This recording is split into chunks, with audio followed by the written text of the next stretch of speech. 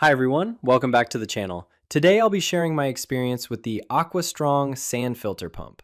I tend to go into a lot of detail in my reviews, but if you stick with me, you might pick up a few useful tips along the way. To start, I've been using this filter pump for about 2 months now. It's connected to a 15-foot by 42-inch above ground pool, and both the pool and the pump were installed brand new right out of the box. Overall, assembly was mostly straightforward. The instructions weren't terrible, but personally, I didn't find them detailed enough for my needs. You'll have to use Teflon tape on all the threaded fittings, which is normal. Most of the parts and accessories you need are included in the package.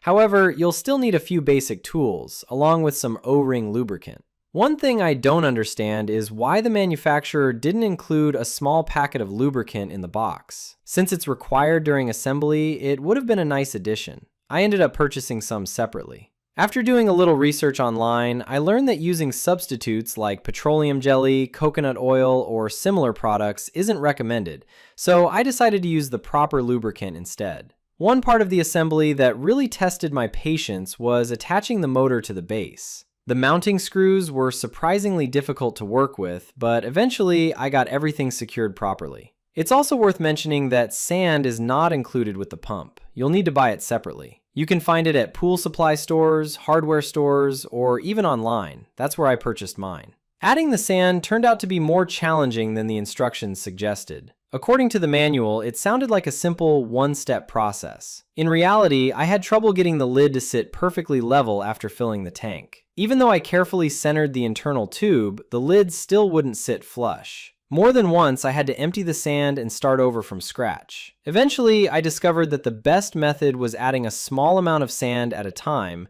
checking the lid fit, then repeating the process until everything lined up correctly. Once I did that, I was finally able to clamp the ring into place without any issues. I should also mention that I live in Texas, and this unit spends virtually every day sitting in direct sunlight. Despite the extreme heat and constant sun exposure, it continues to perform flawlessly. At first, operating the pump seemed a little intimidating because of the different functions and settings. But once you understand the process, it's actually very simple. The main thing is remembering to unplug the unit before switching between operating modes. One tip I would recommend is checking for damaged box deals if they're available. That's how I purchased mine, and I saved a decent amount of money. Even though the box had been marked as damaged, everything inside arrived in brand new condition without any problems. As for performance, the difference is honestly night and day. I can immediately tell when the filter system has been running consistently versus when it hasn't. I don't use a pool cover at all, even during periods of severe weather and strong winds. Despite that, the pump has continued to perform reliably without any major issues.